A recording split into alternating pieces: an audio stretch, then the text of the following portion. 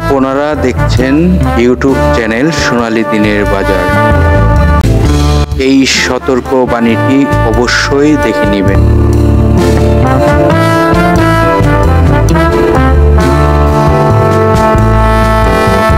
প্রিয় বিনিয়োগকারী ভাই ও বোনেরা, আজকের ভিডিওর টপিকটি আপনারা ইতিমধ্যে ফলো করেছেন। দেখুন, আজকে যে স্টকটি নিয়ে আলোচনা করব সে স্টকটি খুবই গুরুত্বপূর্ণ।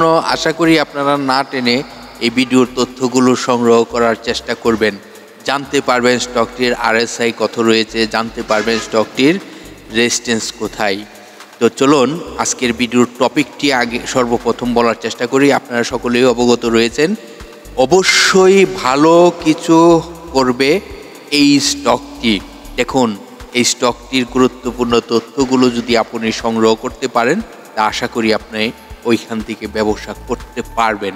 তো চলুন সর্বপ্রথম আপনাদেরকে গত কার্য দিবসের কিছু ঘটনা জানানোর চেষ্টা করি। আপনারা সকলেই অবগত রয়েছেন, ডিএসসি 1 সূচক 20.33+ ছিল। আর ডিএসসির যে লেনদেনের গতিটি ছিল, যেখানে 374 কোটি টাকা প্লাস, এটি একটি ভালো দিক। এবং আপনারা ইতিমধ্যে ফলো করেছেন 223টি কোম্পানি ছিল দর বাড়ার তালিকায় এবং 98টি কোম্পানি ছিল দর হারার তালিকায়। 73টি কোম্পানি ছিল যেই প্রাইজে ওপেনিং ছিল সেই প্রাইজে ক্লোজিং হয়েছে। আমরা যদি সেক্টরের দিকে তাকাই তাহলে আমরা দেখতেই পারতেছি ডিসেম্বর ক্লোজিং জেনারেল ইন্স্যুরেন্স সেক্টরটি ভালো মুভমেন্টে ছিল। দ্বিতীয় অবস্থানে টেক্সটাইল সেক্টরের মুভমেন্ট ভালো ছিল। তৃতীয় অবস্থানে ইঞ্জিনিয়ারিং সেক্টর ভালো অবস্থানে ছিল। তো চতুর্থ অবস্থানে ছিল ফার্মা সেক্টর। পঞ্চম অবস্থানে ছিল ব্যাংক সেক্টর। ষষ্ঠম অবস্থানে ছিল কোয়েল সেক্টর। এইভাবে কিন্তু সব সেক্টরেরই মোটামুটি শেয়ারের প্রাইস আপ হয়েছে। তো আজকে আপনারা গত কার্য দিবসের ঘটনাটি জানতে পারলেন। এখন আপনাদেরকে যে স্টকটি নিয়ে আজকের আলোচনা, সেই স্টকটির বিষয় তথ্য প্রচার করার জন্য চেষ্টা করে দিছি এবং এই তথ্যগুলো আপনারা সংগ্রহ করবেন। আপনারা অবশ্যই অন্যদেরকেও এই তথ্যগুলো শুনবার সুযোগ করে দিবেন। আপনারা বিভিন্ন সোশ্যাল মিডিয়া প্ল্যাটফর্ম শেয়ার গ্রুপে যুক্ত রয়েছেন, আশা করি শেয়ার করে অন্যদেরকে শুনবার সুযোগ করে দিবেন।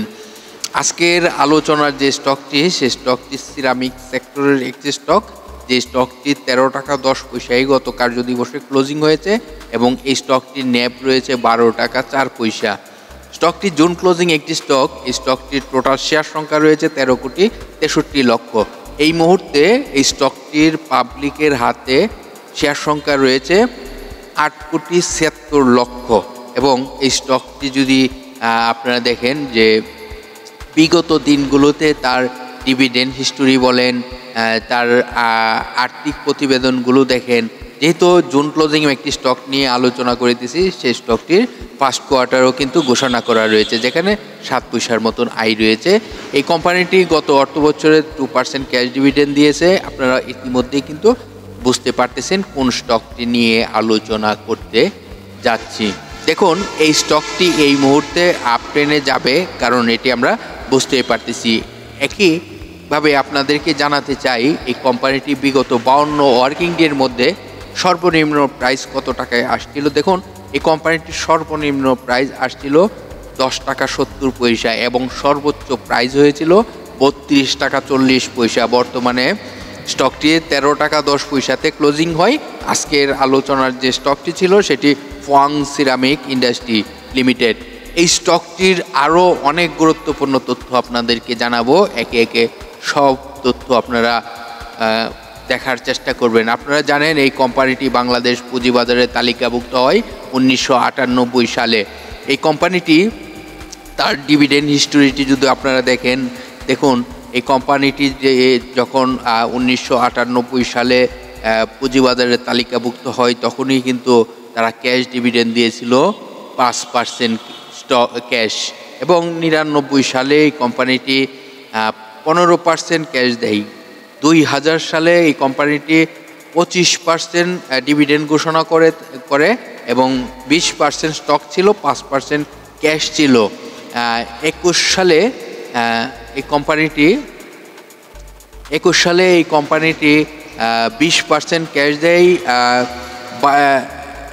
সরি 21 সালে নয়, 2001 সালে 20% ক্যাশ দেয় এবং 2002 সালে 5% ক্যাশ দেয়, 2003 সালে 10% ক্যাশ দেয়, 2004 সালে 5% ক্যাশ দেয়, 2004 সালে 5%, 2005 সালে এই কোম্পানিটি 2005 সালে 6% ক্যাশ দেয় এবং 2006 সালে 7% ক্যাশ দেয়, 2007 সালে 5% ক্যাশ দেয়, 2008 সালে 5% ক্যাশ দেয়, 2009 সালে কোম্পানিটি 10% স্টক দেয়, 2010 সালে 10% ক্যাশ দেয়, 2011 সালে কোম্পানিটি 10% ক্যাশ স্টক দেয় এবং 2012 সালে 10% স্টক দেয়, 2013 সালে এই কোম্পানিটি স্টক ডিভিডেন্ড দেয়, 2014 সালে 10% স্টক দেয়, 2015 সালে 10% স্টক দেয় এবং 2016 সালে 10% স্টক দেয়, 2017 সালে 10% স্টক দেয়, 2018 সালে 10% স্টক দেয়। 2019 সালে তার গতিটি কমে যায়, 2019 সাল থেকে স্টকটির প্রাইস ডাউন হতে থাকে এবং 2019 সালে 1% ক্যাশ দেয়, 2020 সালে 1.14% ক্যাশ দেয় এবং এই কোম্পানিটি 2021 সালে 2% এবং 2022 সালে 2%, 2023 সালে 2% এবং 24 সালে আপনারা জানেন 2% স্টক ক্যাশ দেয়। এই কোম্পানিটি আপনাদেরকে আরও তথ্য জানাবো। দেখুন, এই কোম্পানিটি শর্ট টাইম এবং লং টাইমের জন্য লোন রয়েছে।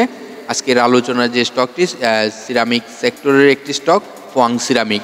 এই স্টকটির আপনারা যদি তাদের ওয়েবসাইট থেকে আরও তথ্য সংগ্রহ করতে চান তাহলে তাদের যে লিঙ্কটি রয়েছে সেখানে ক্লিক করে আপনারা জানতে পারেন আরও অনেক তথ্য।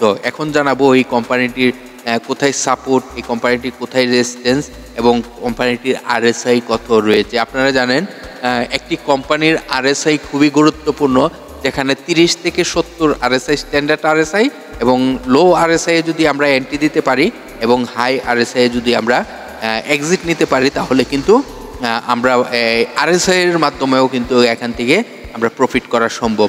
এই মুহূর্তে এই আজকের আলোচনার যে স্টকটি ফোয়াং সিরামিক, এই স্টকটির আরএসআই রয়েছে 50.11 এবং স্টকটির সাপোর্ট যদি আপনাদেরকে বলি, দেখুন এই কোম্পানিটির সাপোর্টটি যদি আপনাদেরকে দেখানোর চেষ্টা করি, যদি স্টকটি কোনো কারণবশত ফল করে তাহলে এই কোম্পানিটির সাপোর্ট রয়েছে 12 টাকা 80 পয়সা এবং এই কোম্পানিটি আপনারা জানেন গত কার্যদিবসে 13 টাকা 10 পয়সাতে ক্লোজিং হয়েছে। এখন এই স্টকটি যদি এখান থেকে ভালো কিছু করে তাহলে তার রেজিস্ট্যান্সটি কোথায় রয়েছে। দেখুন, এই রেজিস্ট্যান্সটিতে যাওয়ার সম্ভাবনা রয়েছে, সেই জন্যই আপনাদেরকে আজকের আলোচনার এই টপিকটি এবং এখান থেকে ভালো কিছু করবে আশাবাদী। কারণ আপনাদেরকে আরও কিছু তথ্য দেখাবো, তার পূর্বে আপনাদেরকে এই স্টকটির রেজিস্ট্যান্সটি জানানোর চেষ্টা করি। দেখুন, এই কোম্পানিটি যদি এখান থেকে ভালো কিছু করে তাহলে কোথায় যেতে পারে, কোথায় তার রেজিস্ট্যান্সটি হতে পারে সেটি আপনাদেরকে দেখানোর চেষ্টা করব। ধৈর্য সহকারে দেখার চেষ্টা করবেন। আজকের আলোচনার যে স্টকটি, সেই স্টকটি কী ছিল? এই স্টকটি ছিল ফোয়াং সিরামিক। ফোয়াং সিরামিকের রেজিস্ট্যান্সটি রয়েছে 19 টাকা। 19 টাকার রেজিস্ট্যান্সটি যদি সে যায় তাহলে স্টকটি কিন্তু আপনারা এখান থেকে ভালো প্রফিট করতে পারবেন। এখন কথা হলো যে আমরা এখন কি কারণে এখান থেকে ভালো কিছু হতে পারে, অবশ্যই ভালো হবে। এটির কারণ হলো, দেখুন স্টকটি কিন্তু যেভাবে প্রাইজও নেরো হয়েছে সেভাবে কিন্তু তার ভলিউমটিও নেরো হয়ে গেছে। তো এখান থেকেই কিন্তু ভালো হলে এখান থেকেই ভালো হতে হবে। কারণ একটি জানেন আপনারা সকলেই, যখন প্রাইস আপ হয় তখন কিন্তু অতিরিক্ত আপ হয়ে গেলে কিন্তু প্রাইস আবার ডাউন হয়। তো ডাউন হতে হতে কিন্তু আবার ডাউন থেকে আবার আপে যাওয়ার জন্য প্রস্তুত হয়। তো সেই জন্যই বললাম যে স্টকটি ডাউন যা হওয়ার হয়ে গেছে, এখন আপে যাওয়ার জন্য প্রস্তুত হচ্ছে। এখন যে কোনো সময় এখান থেকে ভালো একটি প্রফিট যারা এই মুহূর্তে বিনিয়োগ করেছে এবং করবে তারা কিন্তু এখান থেকে ভালো প্রফিট করতে পারবে। তো আশা করি এখান থেকে একটি ভালো প্রফিট সকলেই করুক, সেটি আমরা আশাবাদী এবং সবাই করবে। করার জন্য আমরা দোয়া করি যেন এখান থেকে ভালো একটি প্রফিট অর্জন করতে পারে। তো ভালো থাকেন, সুস্থ থাকেন, ভিডিওটি অন্যদেরকে শুনবার সুযোগ করে দিবেন। আপনারা বিভিন্ন সোশ্যাল মিডিয়া প্ল্যাটফর্মে শেয়ার গ্রুপে যুক্ত রয়েছেন, আশা করি আপনারা এই সহযোগিতাটি করবেন। আজকের মতো এখানেই বিদায় নিচ্ছি, আগামীকাল আবার আপনাদের সাথে আলোচনা হবে। ততক্ষণ পর্যন্ত আপনারা সকলেই ভালো থাকবেন, সুস্থ থাকবেন।